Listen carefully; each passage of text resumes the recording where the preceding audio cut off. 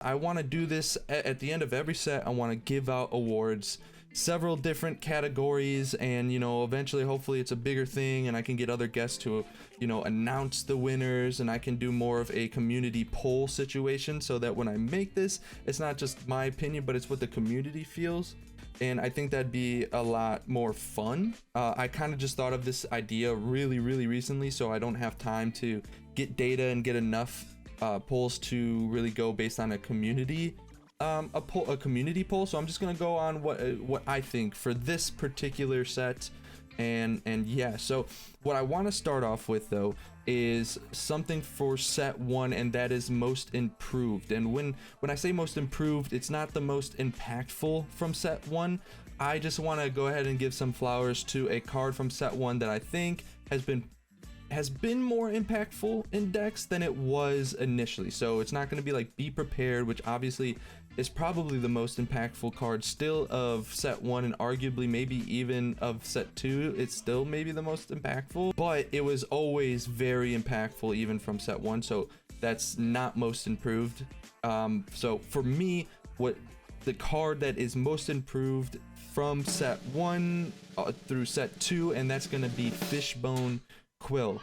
And a lot of you might be thinking like Fishbone Quill has always kind of been a thing. I even made a video on how good I really think Fishbone Quill is. It was my first video on this channel. But if you think back to set 1, Sapphire Steel was played here and there. I actually think it was probably the most underrated color combo that people weren't playing and had the most potential of like the color combinations that weren't being played in the meta, not Amber Steel, not Ruby Amethyst. But even in those decks, and when people did play those, Fishbone Quill either wasn't in it or it was limited, like maybe there were 2 Fishbone Quills in the deck.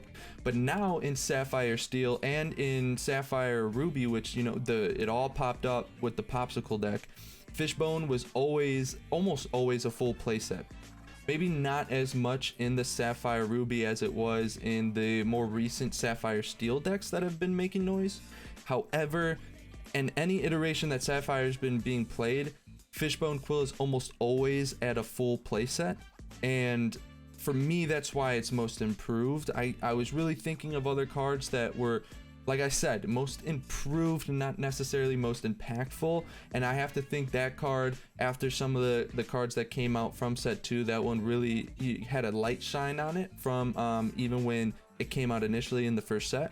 So I want to give some props to Fishbone Quill as the most improved from set 1 to set 2. For the next award I want to give out, it's going to be the biggest surprise. So again, situation not most impactful. That's really going to be MVP, what I think is most impactful. But for the biggest surprise, and this is going to be good, biggest disappointment will be bad. The biggest surprise for me from this set is probably going to be Mufasa. Well, that is what it is, not probably going to be. That is what my biggest surprise is. And it's not like, obviously you think of all the Amethyst cards, it's like, how have you not chosen any of those to be the biggest surprise? And I think a lot of people kind of, if you looked into it, it wasn't as much of a surprise. It's not like, oh wow, yeah, no, these cards are good. It's like, obviously when you play them, the first time you touch the deck and you play the deck out, or you watch the deck being played, you're like, oh yeah, that's actually not surprising at all. And if you might feel the same about Mufasa. It's like, how is that really a surprise? The effect's crazy, it dies and then you automatically get another character. But I think it even goes to show from the very beginning, people not being able to find a place for it.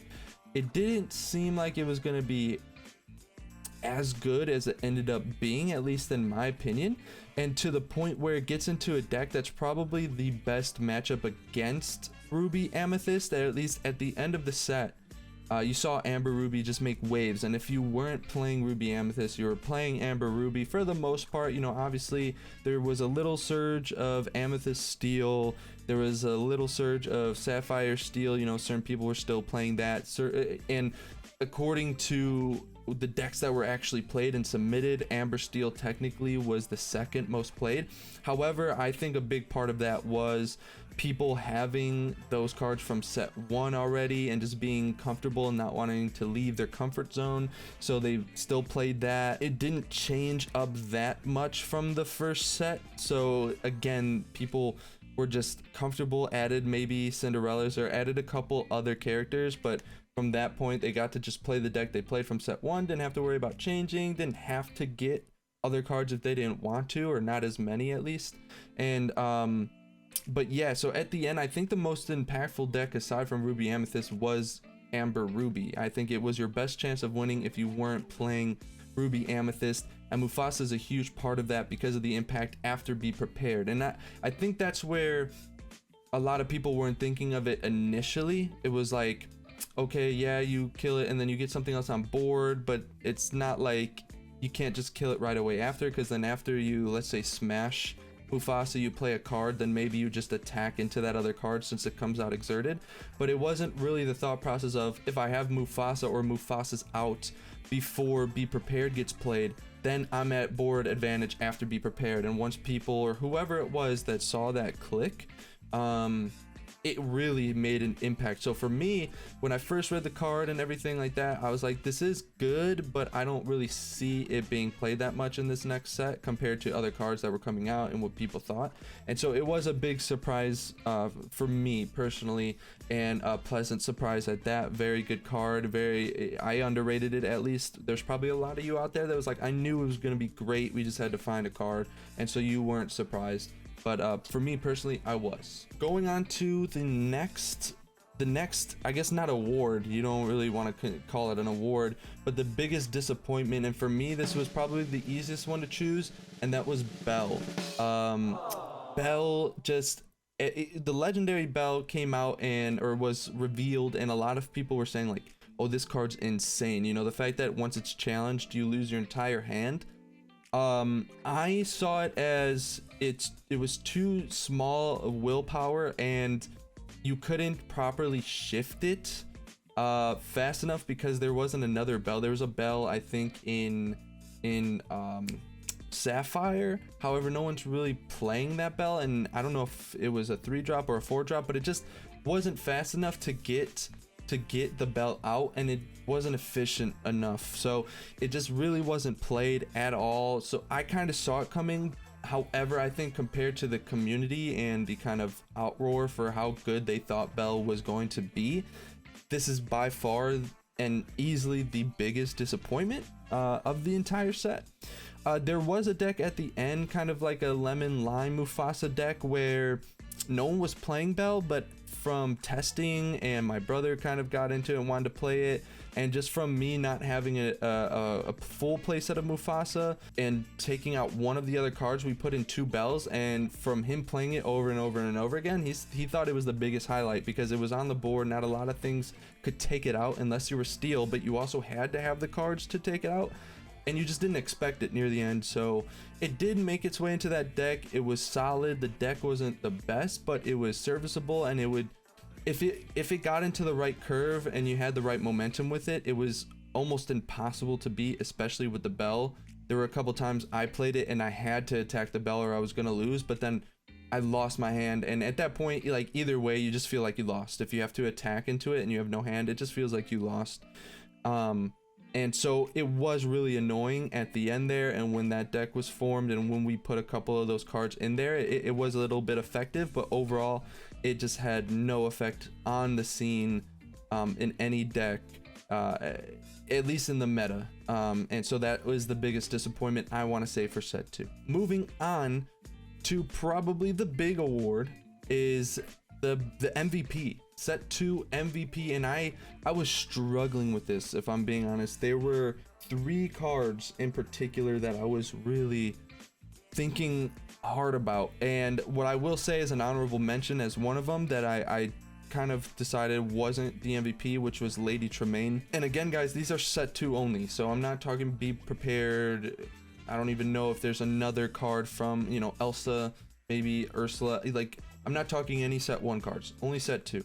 But yeah, so Lady Tremaine was in the running, but I ultimately decided, compared to the other 2 cards, I think they edge it out a bit, especially from people. They accommodated to Lady Tremaine later on. Yes, you could, you know, they would put 2 cards. If you had 10 ink, you could play a Tremaine, then you could go ahead and shift onto the Tremaine, which was kind of a mechanic that people started to really think about later on in the game. and then you could bounce both back into your hands, which was really effective. But people played around it a lot, and it was tough to kind of get into that mechanic later on. And you need 2 Tremaines, and you're usually not playing 4 of, because it's uninkable, and Ruby Amethyst already had so many uninkables, you know. Anyway, the list goes on. So that was, I took that one out of the running, and it came down to 2 cards.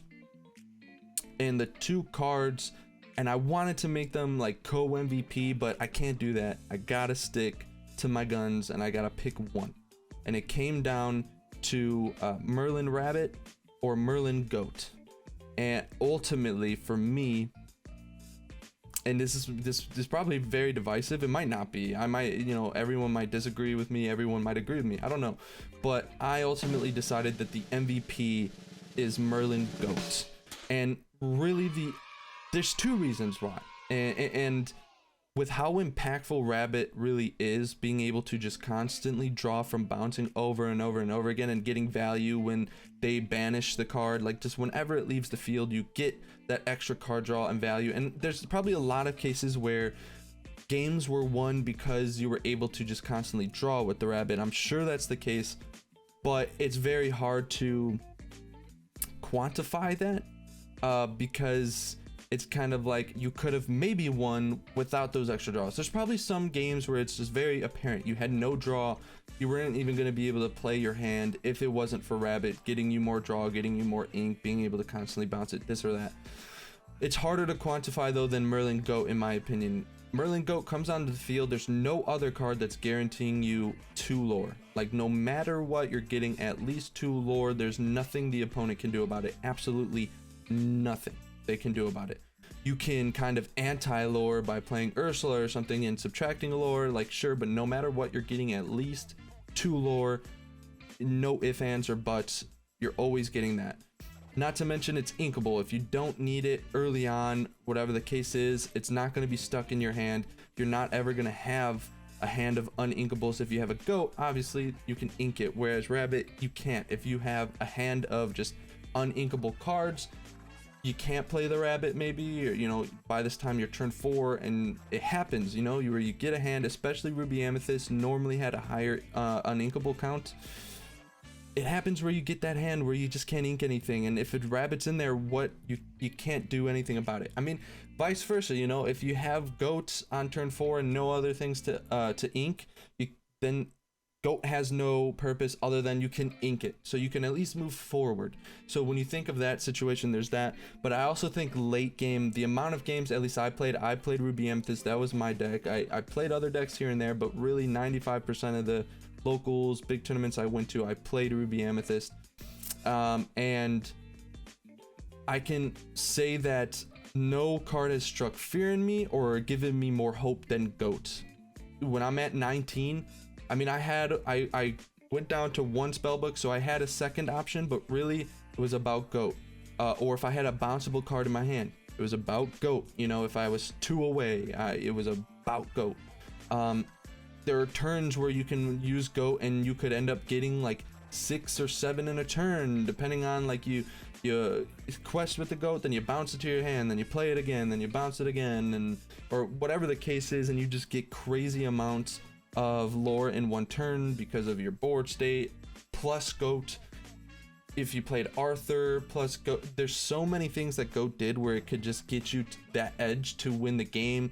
In the mirror match, Spellbook and Goat were the 2 highlights in that mirror match. They just constantly gave you lore. I mean, there's the Minnie Mouses in the mirror match were crazy, this and that, you know. I just can't stress enough how much, again, Goat was just that most valuable player for me in my deck. I feel at the end of the games, it's won me a couple games from drawing it. My opponent's been 1-2 lore away and just needs that Goat to win, because I have an Elsa loop on them or whatever the case is. They just have to have the Goat and they win, and it strikes so much fear every turn. Every draw they get is just sweat coming down, you know. And so far to this point, I don't think there's been any other card that made you feel that way. Like, be prepared, you're prepared for it. Like, no pun intended, you're prepared. You know it's coming, you can kind of play around it, this or that.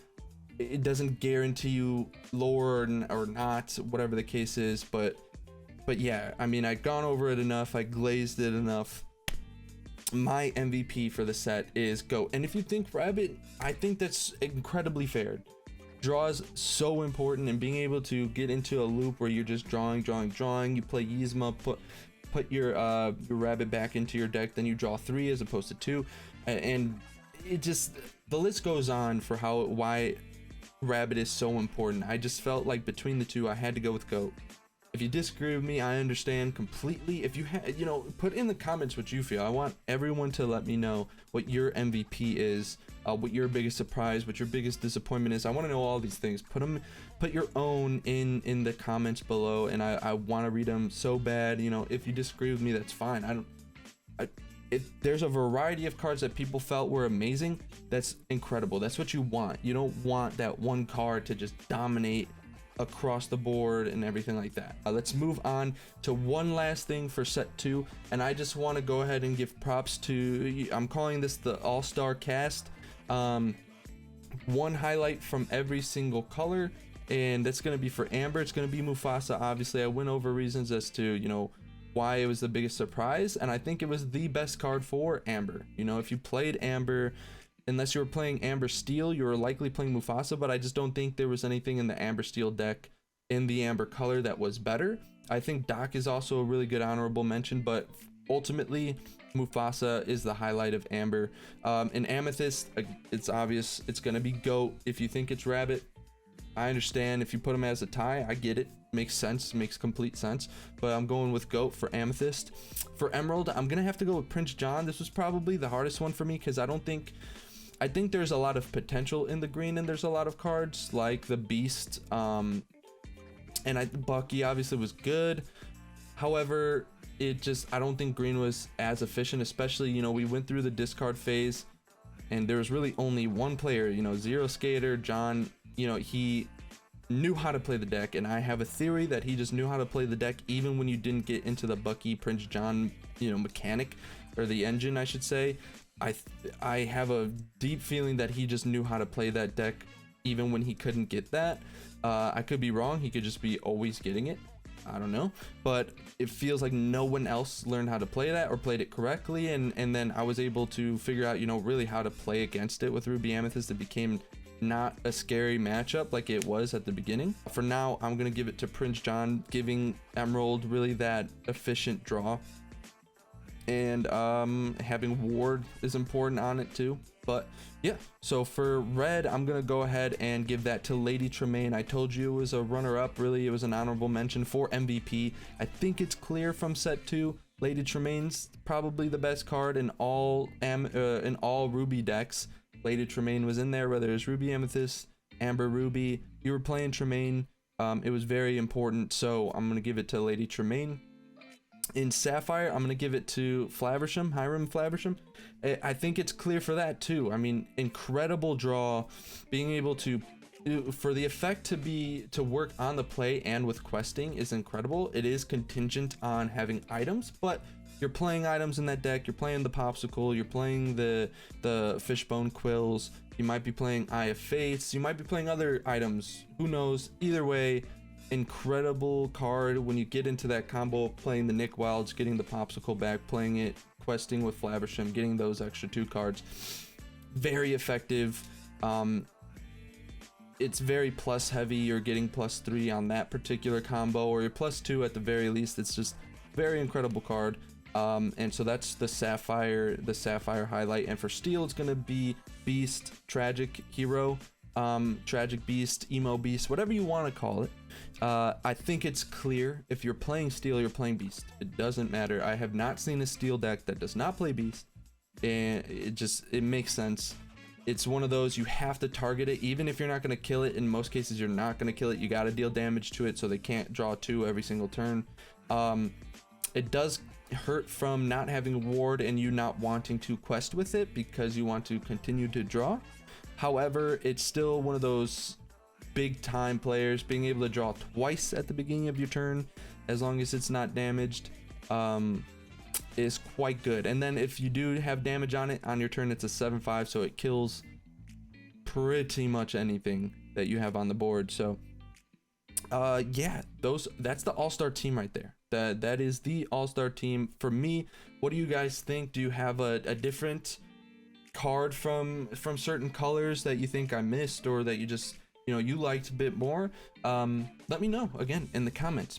But for now, that's going to be it for me. If you enjoyed the video, please leave a like, subscribe. It helps out tremendously, and I'm going to try to be more consistent overall. And but with that being said, thanks for joining me today, and I'll look out for you guys. Some of my next videos, some of you viewers, and look out for my next videos, and hit the notification bell so you know whenever I come out with another video. But with that being said, I hope you guys have a great day.